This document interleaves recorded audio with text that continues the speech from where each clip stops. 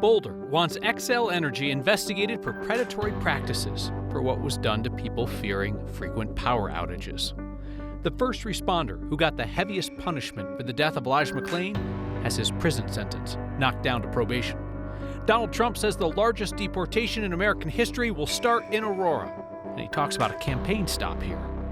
Denver is closing its last migrant shelters and will stop paying for bus tickets to move migrants along. It's a big day. It wasn't that long ago that we were talking about how do we get 5,000 people out of shelter. And this was an unusual place to find your good news to round out the week, but it kind of worked. I would definitely say Friday the 13th is good news. Lucky us on an unlucky day that you are here for Next.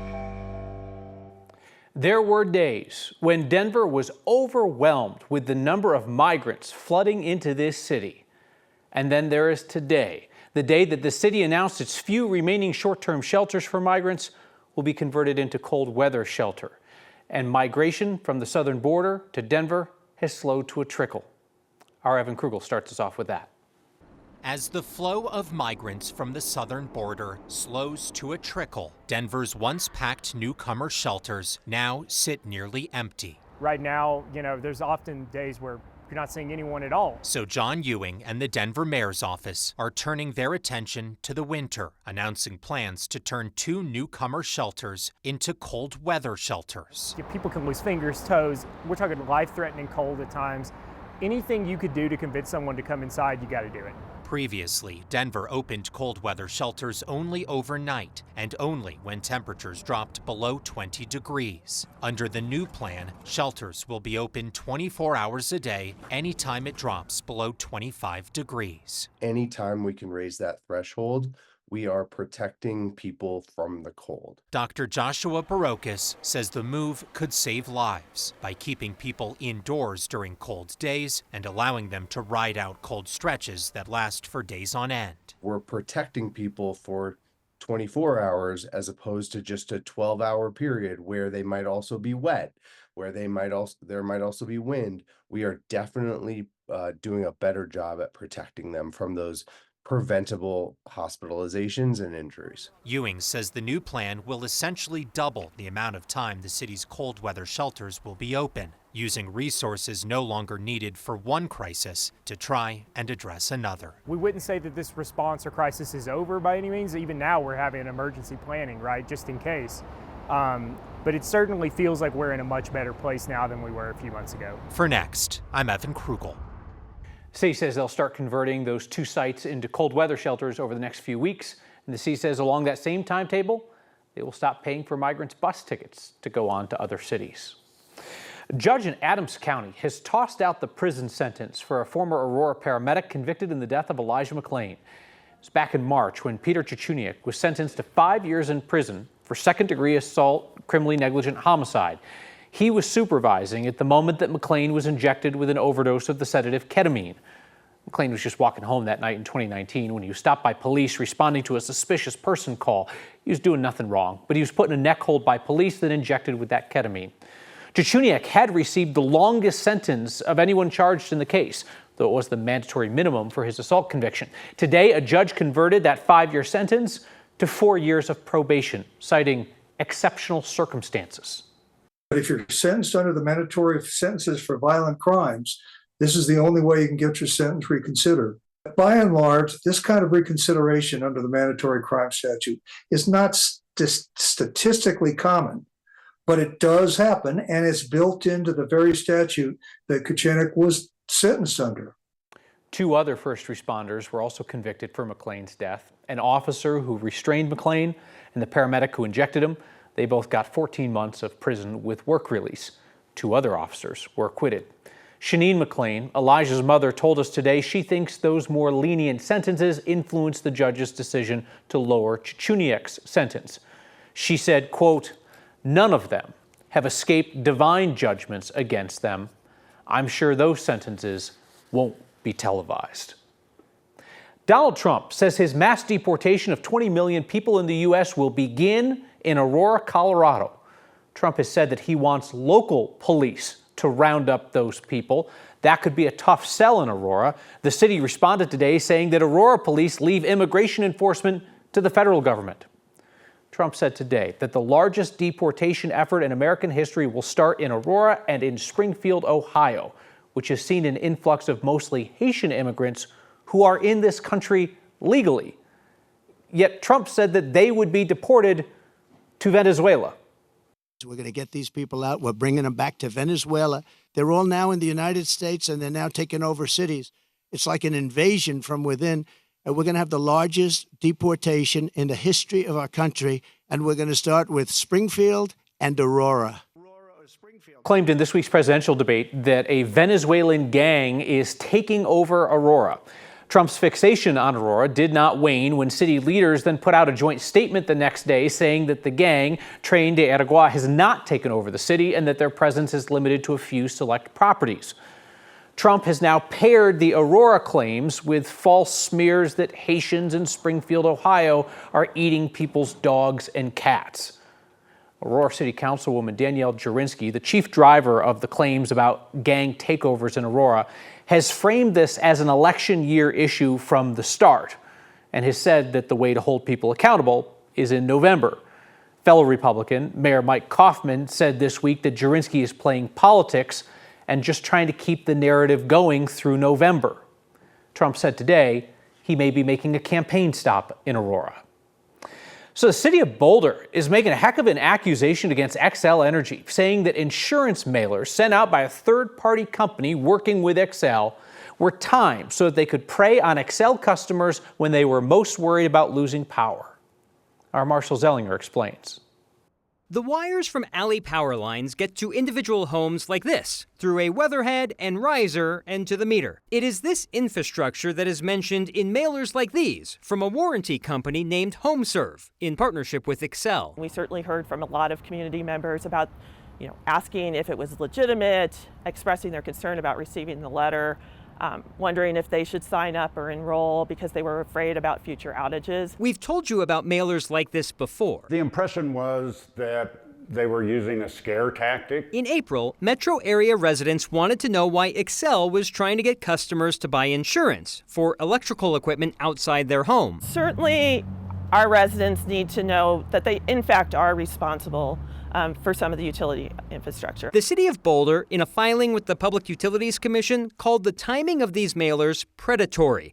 The city's sustainability senior manager, Carolyn Elam, contributed to that letter. When it's so close on the heels and twice on the heels of customers in our community in particular experiencing pretty substantially impactful outages, it was very concerning for us. Boulder told the PUC the first batch of mailers arrived within days of the intentional public safety power shutoff in April, and another batch last month after the start of nearby wildfires. I don't know if it was intentional. I think it was certainly bad judgment. The PUC does not regulate HomeServe. It is not a public utility, but the PUC said it does make sure customers do not subsidize HomeServe. HomeServe told us the mailers sent around the power shutoff and wildfires were purely coincidental. Xcel said both companies will closely monitor marketing mailing dates to pause, delay, or move them if it makes sense. If we're trying to deliver a positive message to customers about their responsibility, is to encourage them to check with their home insurance provider, their agent that they use for their regular home insurance policy to understand what is or isn't covered, and then make informed decisions. The simple thing to know about the infrastructure, if it's outside the meter, the meter, it might be your responsibility. It really depends on the circumstance, though. If it's from the meter into your home, this side of it, that's Xcel's responsibility. Just check with your insurance first to see if you're covered.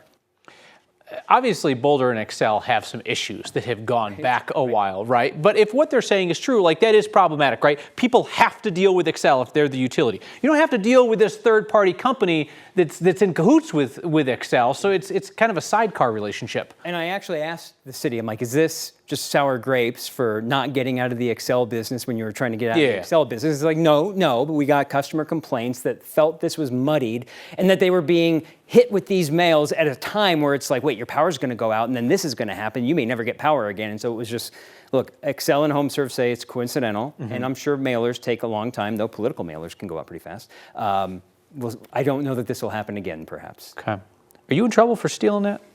They still haven't called me about it.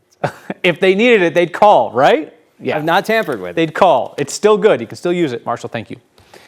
So there's a nonprofit in the metro area that helps Coloradans who are at their toughest point, usually women, that's who they serve, women who are trying to rebuild their life out of addiction, mental health struggles, homelessness, maybe a stint in prison. The Empowerment Program is the recipient of this week's Word of Thanks microgiving campaign. The Empowerment Program works one-on-one with the women it serves in every aspect of their life: mental health, physical health, housing, education, getting a job, getting stable employment. Now, a safe place to live is often the first step in that process, so they even have some of their own housing to offer. The Empowerment Program knows that people who are at their lowest and most vulnerable might have limited opportunities to turn things around. So they pride themselves on having no wait list, no difficult qualifications to enter the program. Somebody needs help, they get help. They start on that process. Scan the QR code on your screen or text the word THANKS to 303-871-1491 to join me in donating to the Empowerment Project. And your weekly microgiving has been turbocharged by the more than 3,000 of you who have signed up to simplify your giving with a monthly donation to the Word of Thanks Fund. Put in your info once, we split it automatically amongst all the nonprofits. You don't get a million emails, everybody wins. And we start our weekly campaigns with $22,000 in those donations. So Canada is about to offload its most controversial export since Justin Bieber.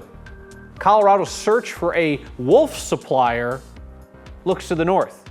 I guess the good news I got is that at least I'm enjoying my life and I'm alive and well. He seems enthused. Even on Friday the 13th, we are in luck. Almost 400 weeks into our favorite Friday tradition, we still find plenty of Coloradans very willing to share their good news.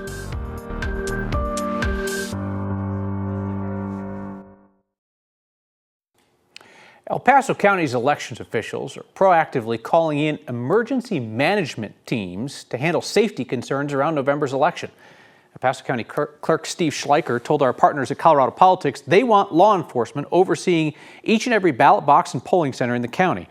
He says their presence shouldn't be obvious. They don't want to scare off voters, but they'll provide peace of mind for elections judges and volunteers who have reported feeling unsafe in recent elections as election rigging conspiracy theorists have threatened workers and volunteers around the state. Schleicher says the partnership will also provide hazmat resources. Why for an election, you say? He says voters have mailed in ballots covered in blood and urine, ballots that still had to be counted. If that sounds like a good time to you, El Paso County is looking for about 200 election judges to help out in November. Colorado's troubled search for new gray wolves to bring here has now gone international after apparently exhausting the gray wolf pipeline in willing states in the West. We're turning to Canada. Colorado Parks and Wildlife announced today it's going to get 15 wolves from British Columbia. British Columbia has already provided wolves for rewilding efforts in Yellowstone and in Idaho. CPW says there's no genetic difference between the new wolves and the gray wolves already in Colorado. The state says they'll capture those wolves and release them here between December and March. CPW plans to release 10 to 15 wolves per year for the next 3 to 5 years. No difference between a Canadian wolf and an American wolf other than the fact that if a Canadian wolf kills livestock, it says that it's sorry about it.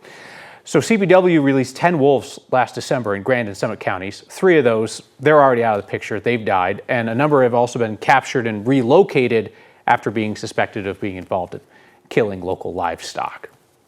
Let's bring in meteorologist Lauren Robinson. We had it's kind of a scary period midweek with fire danger around the state. So hoping for anything in terms of a cool down would be fantastic. Yeah, that's right. And we saw that cool down today with those highs maxing out in the 80s. We're going to get a little bit warmer as we go through the weekend, and then a cooling trend is going to settle over the state through the rest of the week. Right now, we're at 78 degrees at DIA, a little bit of cloud cover. We've had a hazy afternoon with that wildfire smoke pushing through the Front Range. Winds coming in from the east at around 11 miles per hour. Now, let's continue to monitor that wildfire smoke on our smoke forecast here. We go through the rest of the evening. We're still watching for all of this wildfire smoke, specifically across northern portions of Colorado. And then as we go into the day tomorrow, take a look. It's going to start to lift its way out. By tomorrow afternoon, we're seeing better air quality there.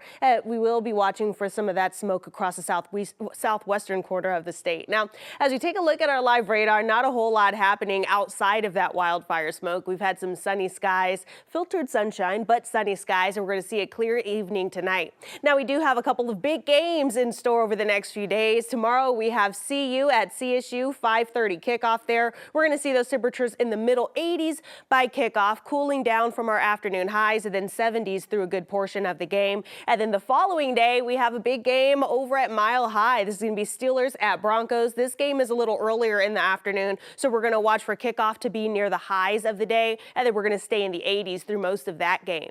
Now, the next few days, we're going to see temperatures rise a bit before dropping back down. We're in the upper 80s through the weekend and into the early portions of the next work week. But then take a look, midweek, we see a cool front come in. We're back in the lower 80s. This one's a bit closer to seasonal for this time of year. And then we could see temperatures in the 70s by next Friday.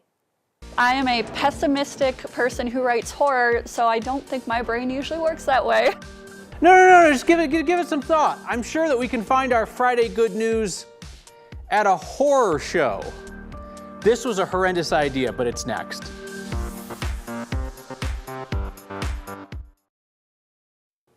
Nearly 400 weeks into our Friday tradition of going somewhere in Colorado to ask you about the good news in your lives, are we running out of places to go? Well, we did end up at a little horror show today. This is a Friday the 13th in September to lead us into the October Halloween season, and we're kicking it off here at the Colorado Festival of Horror. I would definitely say Friday the 13th is good news. I'm alive and well and as best off as I can be.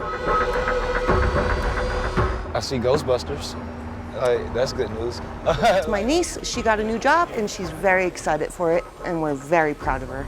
Right now, despite whatever you have in your bank account, you're probably wealthier than 99.9999999 repeating of all the people who have ever walked on the planet Earth.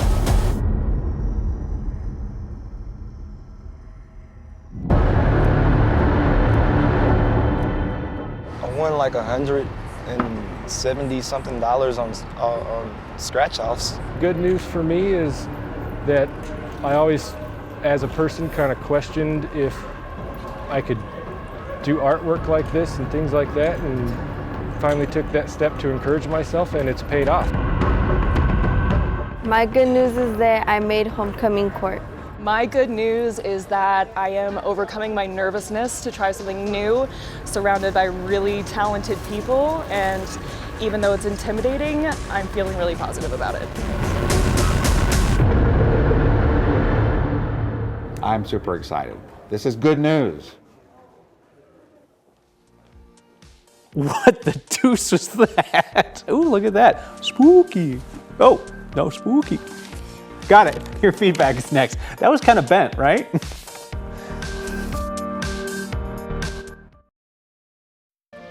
It's a sign that being a Colorado native is somewhat a state of mind. Scott in Highlands Ranch saw this very confusing juxtaposition on C470. She got a California license plate on that Subaru and a Colorado native bumper sticker. I suppose just somebody saying, I'm from here, went there, came back, but I'm also not going to register my vehicle and pay the road fees like everybody else. If you see a sign that makes you do a double take, email it to next@9news.com. Feedback from Ed about our lame joke about how a Canadian wolf would say sorry after a livestock kill. Ed writes, this Canuck is still laughing at that Canadian accent attempt. At about the same, Joel emails, you cheeky bastard, you know what you did. Can I say bastard on the show? I have no idea. This is one of those times where we just say it, and then we find out later from management whether we can. Have a wonderful weekend, and I'll see you next time.